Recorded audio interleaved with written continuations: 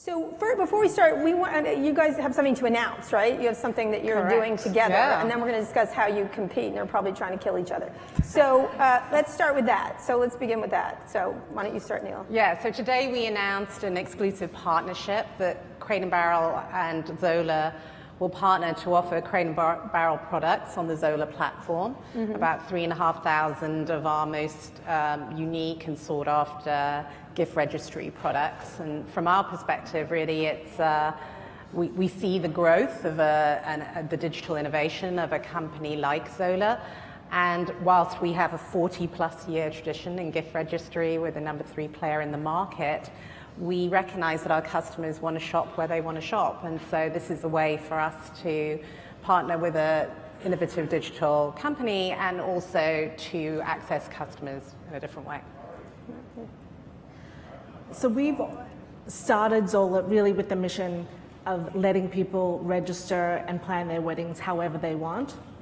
So before this, we had 600 brands, 60,000 products, but we saw through a feature that lets people add anything from anywhere else outside the Zola store, that Crate & Barrel was the #1 thing people were adding, clearly wanted it, and so we thought, our users are telling us something, we should add Crate & Barrel to let Zola couples really have the true experience that they want. That they want to get. Now, who contacted who?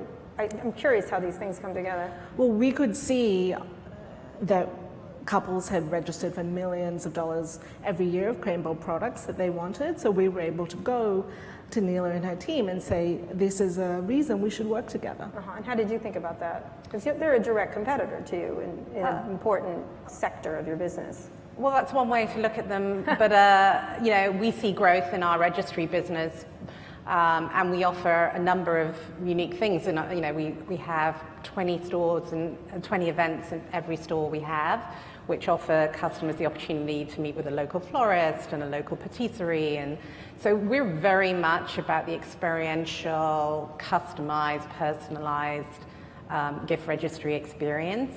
But that doesn't mean that some of our customers don't want to engage in universal registry. And so we thought long and hard about how to do that and who to do that with. And we really felt confidence in a company like Zola that we have shared values, we have a shared approach to customer service. That was very important to us, as it should be for a brand like ours, and there was a good fit. So let's talk about that idea of what cooperation is, because this never would happen before. Like things, you all are doing things, I don't want to call them unnatural acts, because I live in San Francisco and that's fine. But there's a lot of unnatural acts that you wouldn't have thought doing. Talk a little bit about that, Shan, how you look at your business and who your competitors really are, because I think it's called co-opetition, but I don't like that word, so I'm not going to be using it again. But can you give me a sense of how you think about your business then? We really are the fastest growing wedding company in the country. Right. So we focus on how can we deliver a great wedding planning experience to couples getting married today, who are the millennial generation. They know what they want. They want it all, no matter who they are, where they live, what devices they live on. And we do say in retail, there is a disruption underway. Some retailers are kind of sitting back, letting the disruption happen to them. And I think Neela and her team are participating in it with us. So meaning the disruption's happening to them, how so? So we see, let's just take wedding registries as a specific example. Right. Couples today want products and experiences and cash in the one place. And that's not something that traditionally you've seen a lot of department stores really get outside their comfort zone and deliver. And that's why we've grown so quickly. Right, and you raised $100 million recently. Year to date, total 140. $140 million, which gives you an enormous valuation, correct? Yes is the answer to that. So our most recent round was the $100 million round. Right. And the reason that we had a lot of people wanting to give us money was we had shown great capital efficiency. Meaning? So we had built a business for the first 4 years we had raised $40 million we still had a lot of it in the bank, and we could show we could build a substantial business that defines an industry with very little cash, which meant investors wanted to give us more. So when you're leading a company like this at Crate & Barrel, which is a traditional company, I was telling Neela, I actually did a profile of its founder, Gordon Siegel, a million years ago, I think in the 80s, in Chicago. I went and visited them when it was just, it sort of broke barriers as a startup in a lot of ways compared to a lot of retailers. It was a niche retailer, a boutique retailer, I forget the name at the time, but it was breaking rules then. What's it been like to try to figure out when you have, how many stores do you have completely? 100 between the US and Canada, and Right. another 20 internationally. So what are the challenges you face when a competitor like Zola comes on the market? Or you're hit lots of places. Amazon is now doing furniture. It's not that bad looking. And then you have obviously the regular retail. How are you thinking now? Well, we think about it from a customer perspective that they're going to want to shop in several different ways. And it's our job to make our channels, whether it's our website, as experiential and as wonderful a customer experience as possible. Likewise, our stores. I mean, we've always focused a lot on the beautiful architecture and the inspirational visual merchandising, but we need to think about new ways to have conversations with customers as well. One of those is we recently launched our celebrity collaboration with Reese Witherspoon, and we do exclusive collections. We need to tap into our very unique but heritage skills in design and use that so that customers understand how unique our product is, and also love the experience of shopping in our channels. It does mean, to your point around cooperating with others, sometimes we're going to do surprising and unexpected partnerships, and that's all good. CB2, our kind of more urban brand, they just recently did a collaboration with Goop, which is a relatively controversial brand for CB2, but that's fine. We know some people aren't going to like it, we know some people will, but we're part of the conversation, and that's how you move a business forward. And when you talk about something like that, it's a relative controversial brand. You're talking about the recent article, like about their website and things like that. How do you think about that then? What are you getting out of it? Well, we're designing unique product together using their design aesthetic and ours. So we're getting a limited edition collection that creates a lot of buzz and excitement around our store. We held a Goop event this Sunday in Soho, and there were many more customers than we could accommodate. It brings theatre, it brings a conversation to our stores. But if you're asking also about, what do we need to do differently and what are the challenges we face? I mean, 47% of our sales are online, and people find that surprising in a category like ours. But so we're already a very multi-channel business, but clearly we need to move faster and faster. We need to innovate more. We need to fail fast. And when you have a beloved brand, giving people the space to innovate and actually push the boundaries is probably the biggest cultural challenge / opportunity. And for you, you started Greenfield, so you had a Greenfield thing. What are the challenges you face? Because I think one of the things is you're in a wedding registry and you want to move outward, presumably, from that. We have already started to move beyond just the registry where we launched. So last year we launched our second product, which was Zola Weddings, which is a free wedding website, a guest list, and a checklist, helping couples plan more of their wedding. And just this month, we launched invitations. So save the dates, paper invitations, and we'll do more and more of that because we know couples today, on average, use 20 different apps or services to plan one day, and it shouldn't have to be that way. But what about beyond weddings? Is that just enough of a business? Do you feel? Well, weddings, little known in the US, it's a $100 billion business. So it's a big business. And globally, it's $300 billion. There's more than enough for us to be very happy and a substantial business in weddings alone. In weddings alone, but you don't see yourself branching out into other relationships with these babies. I'm thinking babies because that typically comes after weddings. Phase one is really how can we serve couples through weddings? And then beyond that, we have couples asking us to help them in their next phase as they often move, they are setting up their life as a couple, and there's a lot that we think we can do there as well. So who do you see as your biggest competitor? When we started in Registry, it was a market that was dominated by big department store retailers. Right. Now that we've extended to also include wedding planning, there is no other company like us. Because they're individual people that are individual wedding planning companies. Or sites that do one specific thing. Right, like invitations or whatever. When you're both looking at the market, when they started moving into Registry, how much of wedding Registry is your business? It's about 10%. 10%, but an important part because people Yeah, begin we their do journey. over 100,000 registries a year. Right. And they have quite a high value. Right. And they tend to be our most loyal customers. So Right. for us, as much as anything, it's about customer acquisition and loyalty. Right, that's where they start the journey and stuff Exactly. like that. So when you see like a online competitor come in, how do you obviously are doing something with them, but how do you initially react? Well, just like we do to all competition, Right. you understand what are they doing well, what are they not doing so well from a customer perspective, what can we learn from them, how can we compete with them. I mean, those are questions we ask ourselves all the time. And it has been interesting. I mean, we have definitely responded, if you look at the furniture market, just to choose a different example.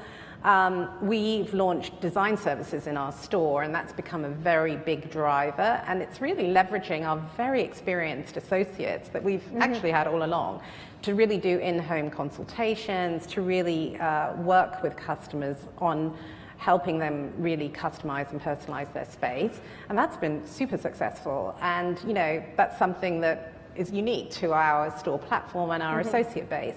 Likewise, we see a huge move into custom furniture, and our sourcing... Meaning furniture that is unusual. Oh, that you choose your own fabric, Oh, I you choose see. your Okay. own, Yeah. and you know, it used to be that like 20% of the sofas we sold were custom. Now it's like this year it'll be 55%. It's a real shift from customers. They're prepared to wait longer for something that's unique to them that they feel they've helped design, and that's something again that we're very well positioned to take advantage of. So, as with everything, you kind of pivot into your strengths. Right. When you think about digitizing, I just bought another home in DC, and I bought all the furniture from the owners because they had incredible taste, and I just bought all their furniture, and I thought, I don't want to go to another store again. Like, as much as I like Crate and Barrel or Design, or any of the ones I would go to, one of the things, now I'm not a millennial, but I definitely, the issue of convenience, the issue of whatever, was really hard on my mind. Like, I don't have time to do the hunt and gathering that we used to do, the constant hunting and gathering. So maybe to talk a little bit about this, because I just was thinking with the amount of money was probably less than I would have spent in stores. In this case, it happened to be two guys who had the best taste ever, and I have terrible taste, and so I felt like I would just take theirs. But talk about where the customer is going, because I used to travel throughout stores or even on websites, and now I don't even have time for website like I don't even, that kind of thing. So talk about that changing customer. Sure. Well, I mean, social media has obviously really transformed that game. And interestingly, whilst it may not be one of your passion areas, it seems to be that it's a huge passion area for a large percentage of the population. So there's all these kind of amateur... Like House and others. Yeah, House, Instagram. I mean, Right. we have 1.2 million followers on Instagram, and our users are very engaged with us. And so it's a massive opportunity, actually, to engage with people because we have design expertise, we have social content, we have a lot of stories to tell, and we can really engage with our customers on making it easier for them because actually the transaction part, we estimate that, you know, to buy a piece of furniture, they probably interact with us 7 times before they make the final transaction. That's just the last part of the journey, really. And so we've made quite significant shifts in our marketing dollars, our organizational focus into social media and some of those other channels. And what about, how do you look at it? You talked about convenience, Yeah. and convenience is something we think we can innovate a lot on using design and technology. And the best example is in the Zola mobile app, we have a feature that's called Blender, which is like Tinder, but for home products. Wait, I'm sorry, what's it called? It's called Blender. Blender, okay. But it's like a Tinder-like interaction where you can So you swipe. date furniture? All right. You can swipe right, All right, to add that's it to good. your registry or wish list. You could swipe left to dismiss it, go to the next one. And many people browse this in front of the TV at night it's one of the most popular things we see used. And then what's the result? So people are adding a lot of things that they're interested in to their registry, be it furniture, home goods, experiences. Well, isn't that just like picking? It's an easier way, a more convenient way to think about what are you interested in for your home or registry. But I want to talk about sort of the changing consumer, because I see a time where people just don't go into stores at all, like at all, like whatsoever. And what they want from their website is not to choose either, like to have it brought to them in a way. Well, we have a solution for that as well, and I think technology is enabling some of that around visualization technologies. So we have a partnership with Montgomery where you take the photos of your space, you send it to them, and they send you back renderings of your space with the product in them, and you can actually see the product in them from your mobile phone. So if you're really one of those people who doesn't want the expert design advice or the conversation, then technology is going to enable you to have a very good solution, and we have that today on our website. How do you look at that? That it's an AR solution as you move forward, an AR store essentially of how it looks. And I think where we are really focusing on is how can we use what we know you are most interested in, whether it's the type of brand, style, price points, and surface to you products that we think you will be most interested in, knowing that you might already have these 5 things in your kitchen or in your home. Let's not keep showing it to you. And building a home style profile and a wedding style profile for each couple that just improves the user experience. And I think that's the thing our users find most valuable. So what do you think concepts are overhyped in that regard? I mean, sometimes I can't decide what I think about AR. You know what I mean? It's sort of stunty and interesting, but I haven't ever seen it effective. This couch looks like this here, and it's not really. Well, we're finding the latest versions of it are being adopted by customers and used by them. AR versus an AR solution. They are a solution. And I think if you think about home furnishings in particular, people are very concerned about the space. So it may not be quite sophisticated enough, although it is pretty sophisticated around design solutions. It's also a lot about how do you visualize the product from a scale perspective within your space.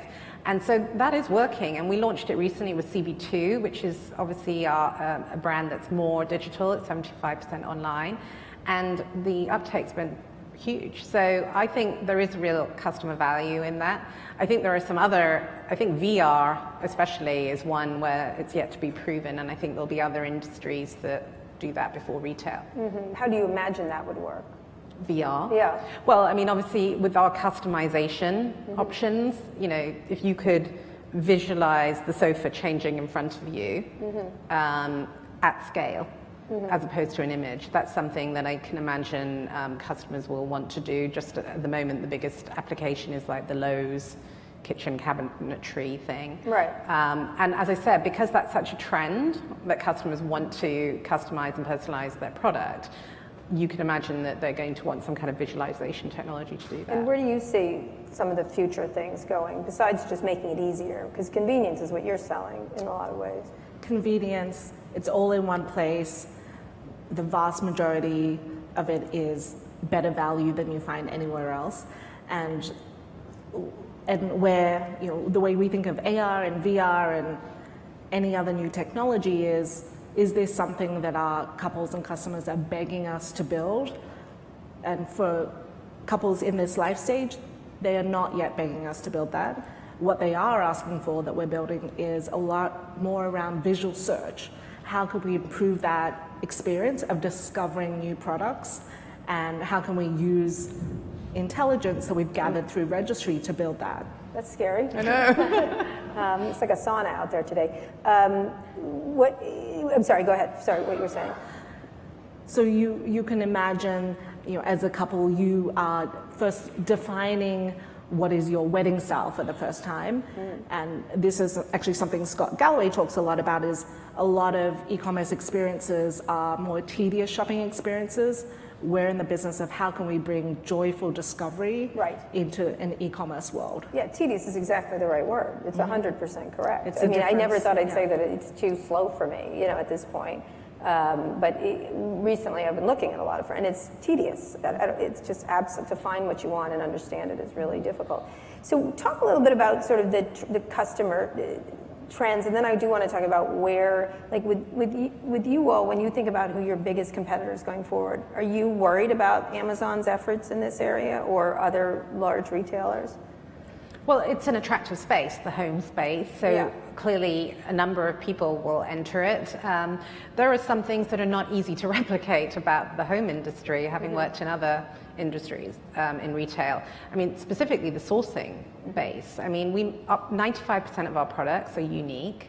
We source from 100 artisans in over 42 countries, very topical today. And the reality is, some of those products have been, discovered in a small village in the Philippines where there's a specific basket weaving technique. So, yeah, maybe Amazon and Wayfair are going to go to the same village, but I doubt it somehow. And so, to me, that's one of our most important advantages in this space, and we clearly need to tell that story. And obviously for the person who wants the ultimate inconvenience, maybe they don't really care about that story, but a number of customers, and especially millennial customers, do. Are they really different, millennial customers? People always say they are, I don't believe it. But tell me, explain to me how you look at that. The trends are very different. So couples are getting married at a much older age than ever before. Right. They've lived together before they get married. And in the Instagram era, wedding planning and meticulous planning of how it's going to look becomes even more important. Because a generation ago, the only way you saw photos from your friend's wedding was you had to go over to their house for dinner. Yeah. Today, you see photos as the wedding is happening. Yeah, we know. And every detail becomes that much more important, has a different level of stress. Couples care deeply, and they're willing to spend more. Well, it's kind of a performative nature of everything now, correct? There is, meaning performing, everybody is performing at all the same time on these social media platforms. And I think because people are older, they have more income, they have more time, and while they are busy, they also are using apps that make it a few seconds to order a cab or book a hotel room or a table, and so they expect every part of their life to be like that, including wedding planning. Right. It's assisted. I tell a joke almost all the time because it's a really good one. Just San Francisco itself, but life has become assisted living for millennials. A lot of apps and stuff like that, because we want to make it real easy for them. So when you're looking at what motivates these customers, where the spending is going, how do you haven't mentioned Pinterest at all, which I thought was interesting. Do you find that to be a critical part, or is it just, you mentioned Instagram several times? Pinterest is a very important part for us just because of the visual piece. It just tends to suit our product, and a lot of customers share their experience. It's where we see a slight difference in the age group engaging in Instagram and engaging in Pinterest, but we have about 200,000 followers on Pinterest, so we're just as engaged there. And for you, not at all, or some? We see our couples go to Pinterest to get inspiration, but when they want to take action on that, when it comes to let's start planning this wedding, that's where they have to go to a whole different set of sites. And so what we are building, and the work in progress here, is we have a way to tie that inspiration to action and let couples get inspired, but also start planning their day all in the one place. All right, before we get to questions, one more question. Do you imagine you not having stores at all, or less or fewer stores, and do you imagine having stores? So you don't have a store, correct?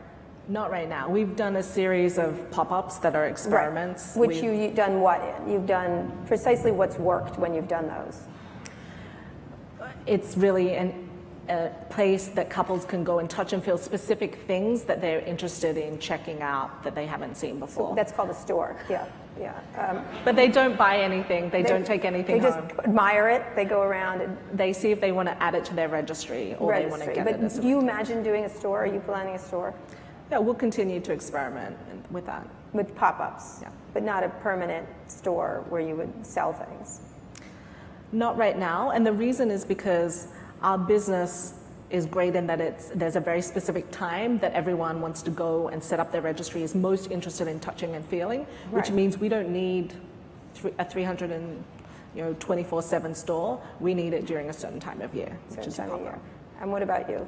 So we're How many actually 100 stores? 100 stores, but we're actually opening stores with CB2 this year. So Right. we've opened in key markets like Denver, Scottsdale, Seattle will open next month. So that's an online brand mainly focused on a younger urban customer, and we see a role for stores. Not 50 stores, but 25 in the most important e-commerce markets, because for a couple of reasons, but the obvious one is it's the purest expression of our brand, and when we go into a market, we see the overall sales rise in that market because we don't have huge brand awareness for CB2. So there's definitely a place, the service element, as I explained, around design services, the eventing. So the engagement with the brand is very, very different. Now, will stores be places where you go for convenience? Probably not. But we find buy online, pick up in store has been a huge driver for Crate & Barrel. It's interesting, in the US market, it's less than the UK where I came from, and I think that will shift as people recognize the value of going to the store to pick up their merchandise and not having to wait around for delivery or having to deal with doormen and all of that kind of stuff. So there's many different roles for the store in the future. In our particular category, it'll mainly be about inspiration and service, but there'll also be the convenience aspect. Okay, questions from the audience? Questions? Stand up, please. Anybody? Okay, right. Would you mind? Thank you. I know you got to get up. I know, right? Ugh.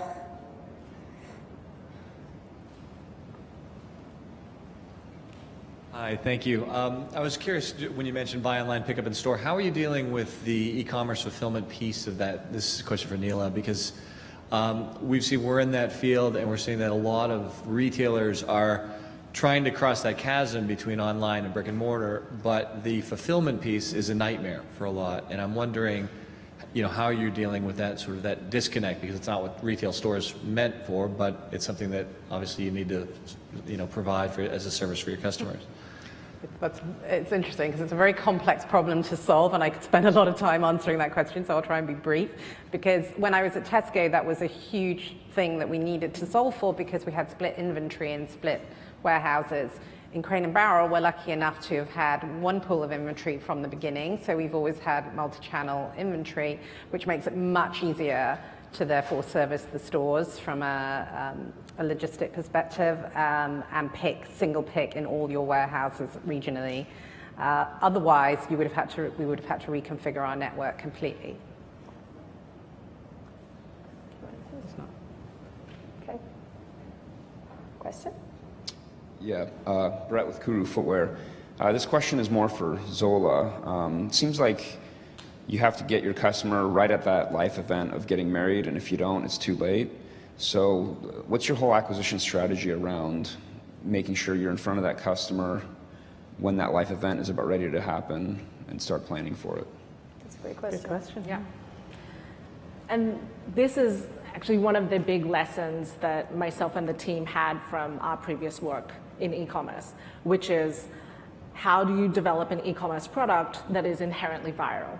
And one of the best things about weddings is that on average, each couple invites 150 guests to their wedding. So if you have a product that couples want to use, all their guests will see it. And there's always some percentage of guests that will then be getting married the next year or have friends that are getting married. They will tell everyone if they love your product. And that inbuilt virality has been the #1 way that we've grown and why we've grown so quickly. So that other people who are at the weddings use your product. But what else? What else? How else do you find customers now, today? Yeah, so the other thing that is now common behavior is the first thing people do when they get engaged is they post photos of their engagement across their social media channels. Mm-hmm. So we can target people who are recently engaged in that right time frame. They also go, it's one of the areas where actually people do buy print magazines. Mm-hmm. They are looking for inspiration for their weddings, and anywhere that they're looking, we also are there. So you target them how? For example, people flag themselves as engaged on Facebook, Right. And then we will show them an ad. you'll show that through Facebook. Correct. Through Facebook. Or Instagram. Or Instagram, wherever, when they target engage or whatever. Correct. Or if you are on Pinterest and you're pinning a lot of wedding photos, you are likely engaged or about to be engaged. That's such a much better version of what the Russians did, but go ahead. Hi, my name is Corinne Ruff. I'm a reporter with Retail Dive. I had a question for you, Neela. You talked a little bit about, what you're doing with CB2 stores, but you still have, 100 Crate and Barrel stores, and it seems like you're going after two different markets. So I wonder, what you're doing to add more experiential things to those stores, and over time, do you imagine fewer of those stores and more CB2 stores? Yeah, good question. I mean, I think obviously we closed one of our flagship stores on Michigan Avenue last year. That was the first, right? That was one of the first. No, it wasn't the first, but it was one of the, obviously being a Chicago-based brand. But we simply do not need 8 stores in the Chicago market. So we will, where it makes sense, reduce our presence in some of those major metropolitan areas. The other thing we're doing to make them more experiential, because there's sort of 2 questions there, is really around, for example, we just announced we're going to launch our first restaurant with a partner, Chef Bill Kim, real local hero in the Chicago market. We'll see how that goes. But there'll be some experimentation with the format, right? Because we know that we have the luxury of having this great footprint, we have these great associates, we don't necessarily need to drive the densities in the way we once did, because we're profitable and we have a good online business, and it's interesting. What we're seeing though is that because furniture and because of this move into custom, we've had 3 years of comp store sales growth. So even in a mid-single-digit decline in traffic in the overall retail market, it doesn't necessarily mean that our sales are going down. But it's interesting, you're creating a restaurant in the big stores, right? Yes. Presumably to keep people. I've been to recently 3 restaurants that are furniture stores. I don't know why, but it's fine, whatever. But what other, and recently I was just shopping somewhere else, like a Rag and Bone, and there was a coffee shop in there, and it was, it wasn't an IKEA coffee kind of thing where there was meatballs and things like that, but how does that, what are you trying to do there? You're trying to make it entertainment, presumably. Yes. Retail as entertainment. Retail as entertainment, increase traffic and frequency, increase engagement. We're lucky as well because we have this real heritage in entertaining. Right. So for us, it's a wonderful way to showcase our product, even more so than the furniture probably. And in the days where every brand needs more and more social content, it's also a great venue for us to generate some of that social content, those Instagrammable moments, those YouTube videos. Mm-hmm. All right, last question. What's the thing you're most scared of? And then I'll let you go.